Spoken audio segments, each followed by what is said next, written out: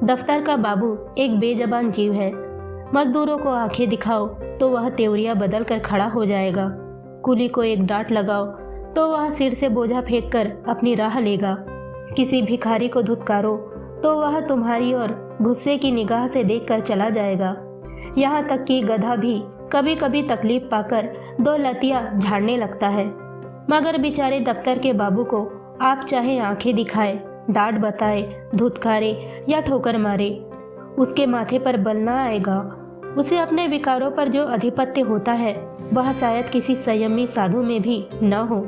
संतोष का पुतला, सब्र की मूर्ति, सच्चा आज्ञाकारी गरज, उसमें तमाम मानवीय अच्छाइयाँ मौजूद होती है।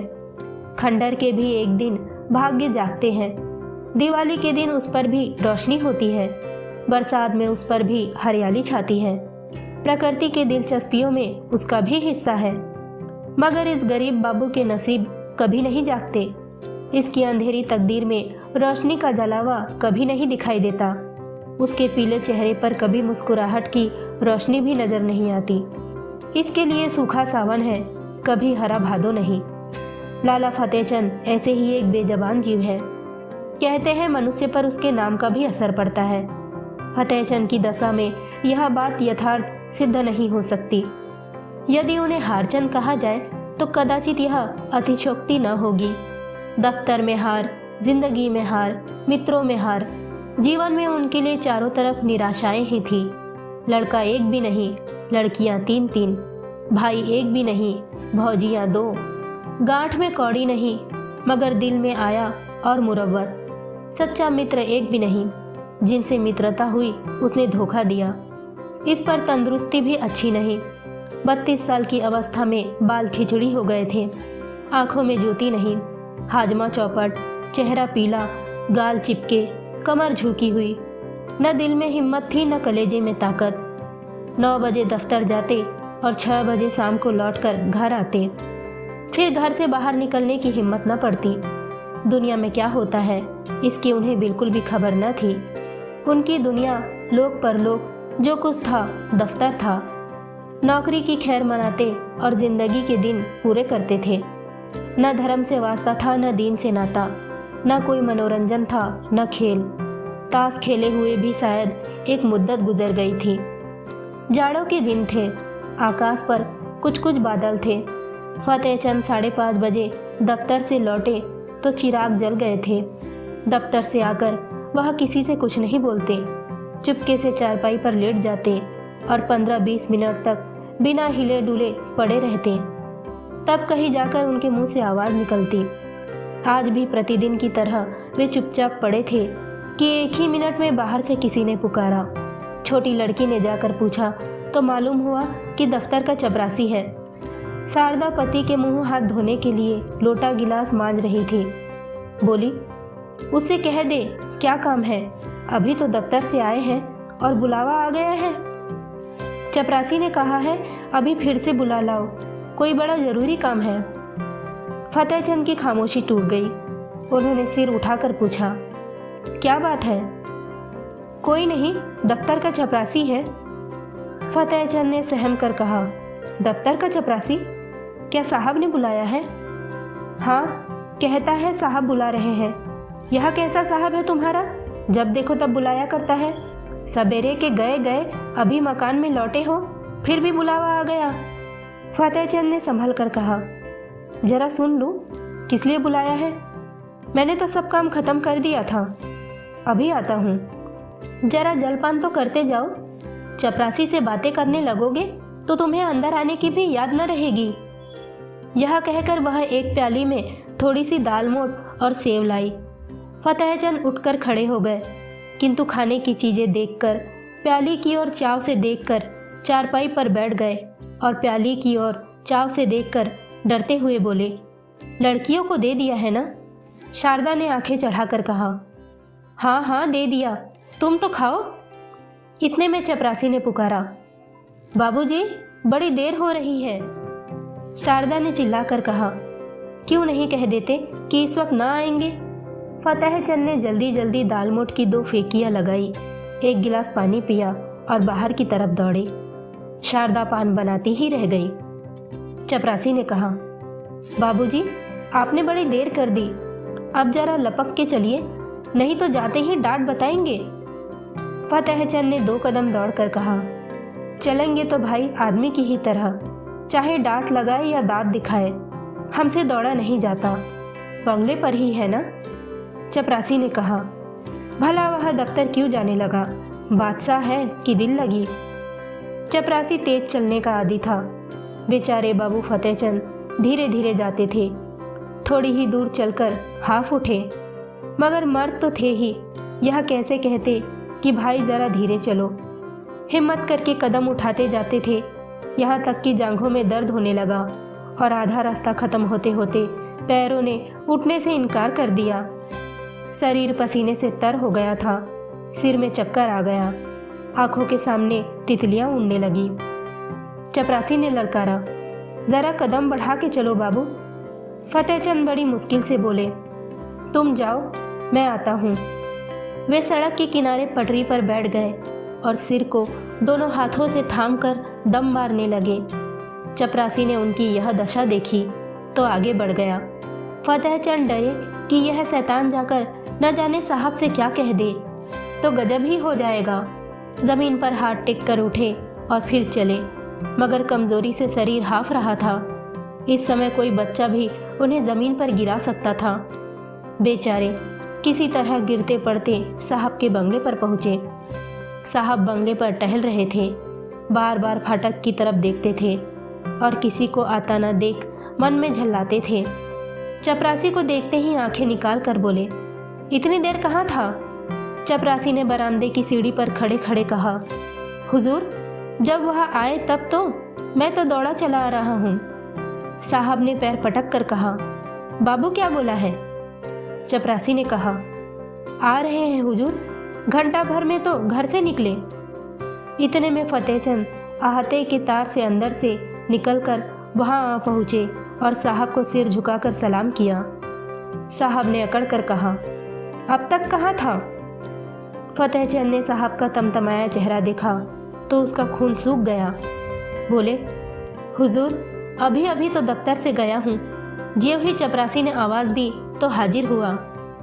झूठ बोलता है तू, झूठ बोलता है, हम घंटे भर से यहाँ खड़ा है। हुजूर, मैं झूठ नहीं बोलता, आने में जितनी देर हो गई है, मगर घर से चलने में मुझे बिल्कुल भी देर नहीं हुई। साहब ने हाथ की छड़ी घुमाकर कहा, चुप रहो सुअर, हम घंटा भर से खड़ा है, अपना कान पकड़ो।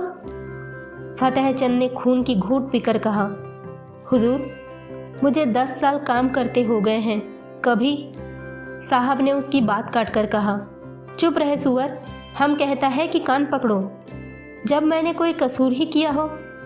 साहब ने चपरासी से कहा, इस सुअर का कान पकड़ो। चपरासी ने दबी जबान में कहा, हुजूर, यह मेरे भी अफसर है, मैं इनका कान कैसे पकड़ूं? हम कहता है इसका कान पकड़ो, नहीं तो हम तुमको हंटोरों से मारेगा। चपरासी ने कहा, हुजूर, मैं यहाँ नौकरी करने आया हूँ, मार खाने नहीं। मैं भी इज्जतदार आदमी हूँ हुजूर, अपनी नौकरी ले लो। आप जो हुक्म दे वह बजा लाने को मैं हाजिर हूँ, लेकिन किसी की इज्जत नहीं बिगाड़ सकता। नौकरी तो 4 दिन की है, 4 दिन के लिए क्यों जमाने भर से बिगाड़ करें। साहब अब क्रोध को बर्दाश्त न कर सके, हंटर लेकर दौड़े। चपरासी ने देखा कि यहाँ खड़े रहने में खैरियत नहीं है तो भाग खड़ा हुआ। फतेहचंद अभी तक चुपचाप खड़े थे। चपरासी को न पाकर साहब उनके पास आया और उसके दोनों कान पकड़कर हिला दिया। बोला, तुम सुअर गुस्ताखी करता है, जाकर ऑफिस से फाइल लाओ। फतेहचंद की कान हिलाते हुए साहब ने कहा कि तुम बहरा है, सुनता नहीं, हम फाइल मांगता है। फतेहचंद ने किसी तरह दिलेर होकर कहा, आप कौन सी फाइल मांगते हैं? साहब ने कहा, वही फाइल जो हम मांगता है, वही फाइल लाओ, अभी लाओ। बेचारे फतेहचंद को अब और कुछ पूछने की हिम्मत न हुई। साहब बहादुर एक तो यूं ही तेज मिजाज के थे, इस पर हुकूमत का घमंड और सबसे बढ़कर शराब का नशा। हंटर लेकर पील पड़ते तो बेचारे क्या कर लेते। चुपके से दफ्तर की ओर चल पड़े। साहब ने कहा, दौड़ कर जाओ, दौड़ो। फतेहचंद ने कहा, हुजूर, मुझसे दौड़ा नहीं जाता। साहब ने कहा, ओह तो तुम बहुत सुस्त हो गया है, हम तुमको दौड़ाना सिखाएगा, दौड़ो। पीछे से धक्का देकर साहब ने कहा, तुम अब भी नहीं दौड़ेगा। यह कहकर साहब हंटर लेने चले। फतेहचंद दफ्तर के बाबू होने पर भी मनुष्य ही थे।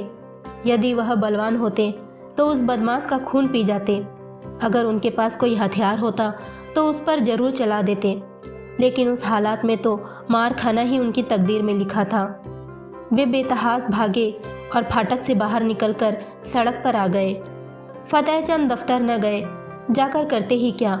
साहब ने फाइल का तो नाम तक नहीं बताया, शायद नशे में भूल गया। धीरे धीरे घर की ओर चले, मगर इस बेइज्जती ने पैरों में बेड़ियां सी डाल दी थी। माना कि वह शारीरिक बल में साहब से कम थे, उनके हाथ में कोई चीज भी न थी, लेकिन क्या वह उसकी बातों का जवाब नहीं दे सकते थे? उनके पैरों में जूते तो थे ही, क्या वह जूते से काम नहीं ले सकते थे? फिर क्यों उन्होंने इतनी जिल्लत बर्दाश्त की? मगर इसका इलाज क्या है? यदि वह क्रोध में उन्हें गोली मार देता तो उसका क्या बिगड़ता? शायद 1-2 महीने की सादी कैद हो जाती, संभव है 200-400 रुपये जुर्माना भी हो जाता, मगर इनका परिवार तो मिट्टी में मिल जाता। संसार में कौन था जो इनकी स्त्री और बच्चों की खबर लेता? वह किसके दरवाजे पर हाथ फैलाते? यदि उनके पास इतने रुपए होते जिससे उनके कुटुंब का पालन हो जाता तो वह आज इतनी जिल्लत न सहते। या तो मर ही जाते या उस शैतान को कुछ सबक ही दिला देते। अपनी जान का उन्हें डर न था जिसके लिए वह इस तरह डरते। ख्याल था तो सिर्फ परिवार के बर्बाद हो जाने का। आज फतेहचंद को अपनी शारीरिक कमजोरी पर जितना दुख हुआ उतना और कभी न हुआ था। अगर उन्होंने शुरू से ही तंदुरुस्ती का ख्याल रखा होता, कुछ कसरत करते रहते, लकड़ी चलाना जानते होते, तो क्या इस शैतान की इतनी हिम्मत होती कि वह उनका कान पकड़ता, वह उनकी आंखें निकाल लेता। कम से कम उन्हें घर में एक छुरी लेकर चलाना था, और न होता तो 2-4 हाथ जमा ही देते। पीछे देखा जाता, जेल जाना ही तो होता। वे ज्यों ज्यों आगे बढ़ते थे त्यों त्यों उनकी तबीयत अपनी कायरता और बोधेपन पर और भी झल्लाती थी। अगर वह उचक कर उसको 2-4 थप्पड़ लगा देते तो क्या होता? यही ना कि साहब के खानसा में बैरे सब उन पर पील पड़ते और मारते मारते बेदम कर देते। बाल बच्चों के सिर पर जो कुछ पड़ती सो पड़ती। साहब को इतना तो मालूम हो जाता कि गरीब को बेगुनाह जलील करना आसान नहीं। आखिर आज मैं मर जाऊं तो क्या हो? तब कौन मेरे बच्चों का पालन करेगा? तब उनके सिर में जो पड़ेगी वह आज ही पड़ जाती तो क्या हर्ज था? इस अंतिम विचार ने फतेहचंद के हृदय में इतना जोश भर दिया कि वह लौट पड़े और साहब से जिल्लत का बदला लेने के लिए 2-4 कदम चले। मगर फिर ख्याल आया, आखिर जो कुछ जिल्लत होनी थी वह तो हो ही गई। कौन जाने बंगले पर हो या क्लब चला गया हो। उसी समय उन्हें शारदा की बेबसी और बच्चों का बिना बाप के हो जाने का ख्याल भी आ गया। फिर लौटे और घर की ओर चले। घर में जाते ही शारदा ने पूछा, किस लिए बुलाया था? बड़ी देर हो गई। फतेहचंद ने चारपाई पर लेटते हुए कहा, नशे की सनक थी और क्या। शैतान ने मुझे गालियां दी, जलील किया, बस यही रट लगाए हुए था कि देर क्यों की। निर्दयी ने चपरासी से मेरा कान पकड़ने को कहा। शारदा ने गुस्से में आकर कहा, तुमने एक जूता उतार कर दिया नहीं सुअर को? फतेहचंद ने कहा, चपरासी शरीफ था, उसने साफ कह दिया कि हुजूर मुझसे यह काम ना होगा। मैंने भले आदमियों की इज्जत उतारने के लिए नौकरी नहीं की है। वह उसी वक्त सलाम करके चला गया। शारदा ने खिसियाते हुए कहा, यही बहादुरी है? तुमने उस साहब को क्यों नहीं फटकारा? फटकारा क्यों नहीं? मैंने भी खूब सुनाई। वह छड़ी लेकर दौड़ा तो मैंने भी जूता संभाला। उसने मुझे छड़ियाँ जमाई तो मैंने भी कई जूते लगाए। शारदा ने खुश होकर कहा, सच? इतना सा मुंह हो गया होगा उसका? फतेहचंद के चेहरे पर झाड़ू सी फिर गई थी। शारदा ने फिर कहा, बड़ा अच्छा किया तुमने, और मारना चाहिए था। मैं होती तो बिना जान लिए न छोड़ती। मार तो आया हूँ, लेकिन अब खैरियत नहीं है। देखो क्या नतीजा होता है। नौकरी तो जाएगी ही, शायद सज़ा भी काटनी पड़े। सज़ा क्यों काटनी पड़ेगी? कोई इंसाफ करने वाला नहीं है क्या? उसने क्यों गालियाँ दी, क्यों छड़ी जमाई? उसके सामने मेरी कौन सुनेगा? अदालत भी उसी की तरफ हो जाएगी। हो जाएगी तो हो जाए, मगर देख लेना अब किसी साहब की हिम्मत न होगी कि किसी बाबू को गालियाँ दे बैठे। तुम्हें चाहिए था कि ज्यों ही उसके मुंह से गालियाँ निकली लपक कर एक जूता रसीद कर देते। फतेहचंद ने हैरानी से देखकर कहा, तो फिर इस वक्त मैं जिंदा नहीं लौट सकता था, ज़रूर मुझे गोली मार देता। देखी जाती। फतेहचंद ने मुस्कुरा कर कहा, फिर तुम लोग कहाँ जाती? जहाँ ईश्वर की मर्जी होती। आदमी के लिए सबसे बड़ी चीज़ इज्जत है। इज्जत गंवाकर बाल बच्चों की परवरिश नहीं की जाती। तुम उस शैतान को मार कर आए होते ना, तो मैं गुरूर से फूली नहीं समाती। मार खाकर उठते तो शायद मैं तुम्हारी सूरत से भी घृणा करती। यूँ जबान से चाहे जो कुछ कहती, मगर दिल से तुम्हारी इज्जत जाती रहती। अब जो कुछ सिर पर आएगी खुशी से झेल लूँगी। कहाँ जाते हो? सुनो, कहाँ जाते हो? फतेहचंद दीवाने होकर जोश से घर से निकल पड़े। शारदा पुकारती रह गई। वह फिर साहब के बंगले की तरफ जा रहे थे, डर से सहमे हुए नहीं बल्कि गुरूर से गर्दन उठाए हुए। पक्का इरादा उनके चेहरे पर झलक रहा था। उनके पैरों में वह कमजोरी, आंखों में बेबसी न थी।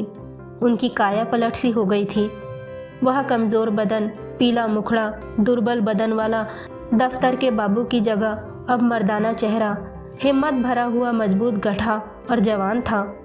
उन्होंने पहले एक दोस्त के घर जाकर उसका डंडा लिया और अकड़ते हुए साहब के बंगले पर जा पहुँचे। इस वक्त 9 बजे थे।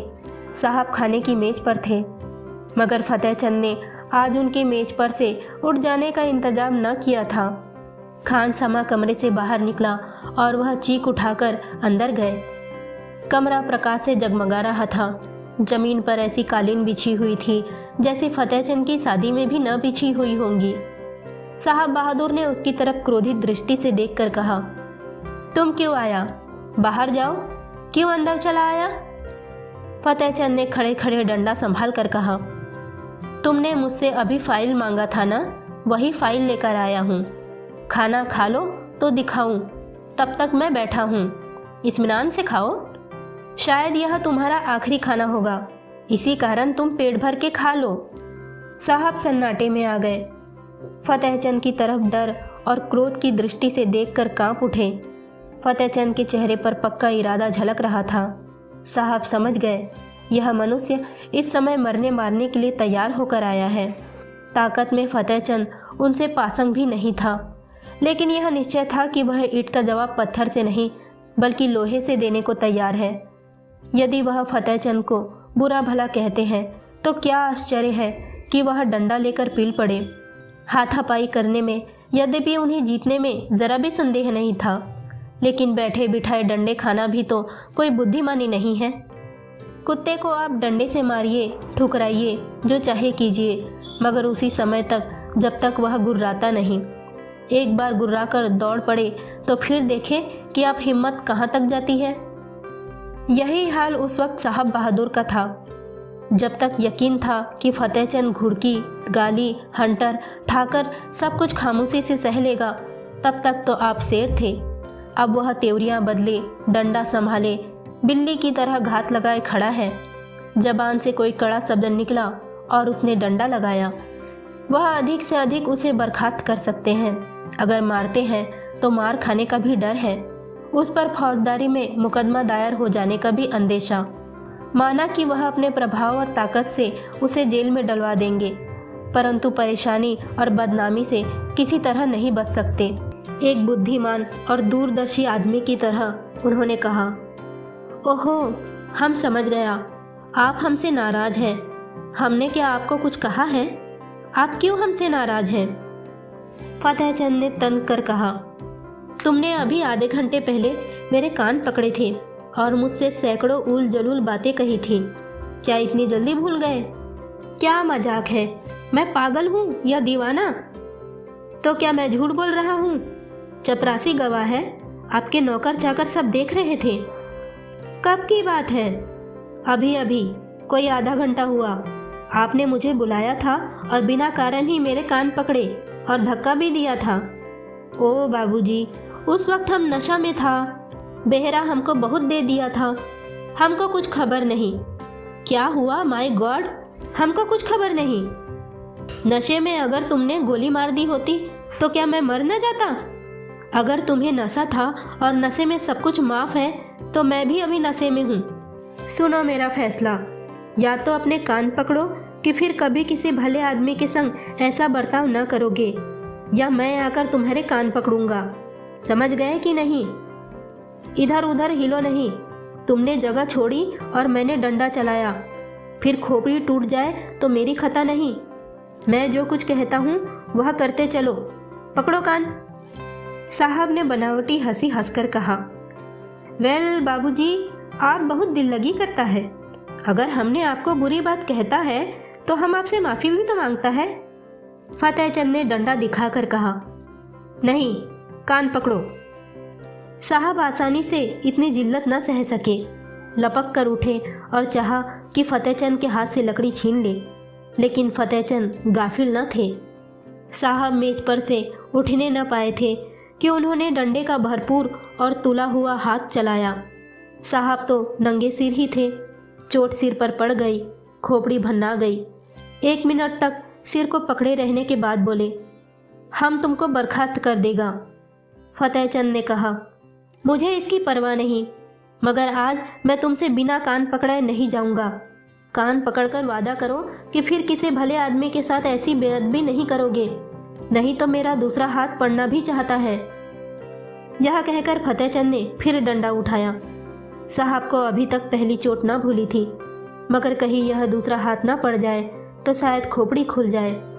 कान पर हाथ रखकर बोले, अच्छा, अब आप खुश हुआ? फिर तो कभी किसी को गाली नहीं दोगे? कभी नहीं। अगर फिर कभी ऐसा किया तो समझ लेना मैं कहीं बहुत दूर नहीं हूँ। अब किसी को गाली नहीं देगा। अच्छी बात है, अब मैं जाता हूँ। आपसे मेरा इस्तीफ़ा है। मैं कल इस्तीफ़ा में यह लिखकर भेजूँगा कि तुमने मुझे गालियाँ दी, इसीलिए मैं नौकरी नहीं करना चाहता।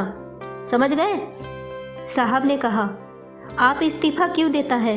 हम तो बर्खास्त नहीं करता। अब तुम जैसे पाजी आदमी की गुलामी नहीं करेगा। यह कहते हुए फतेहचंद कमरे से बाहर निकले और बड़े इत्मीनान से घर चले।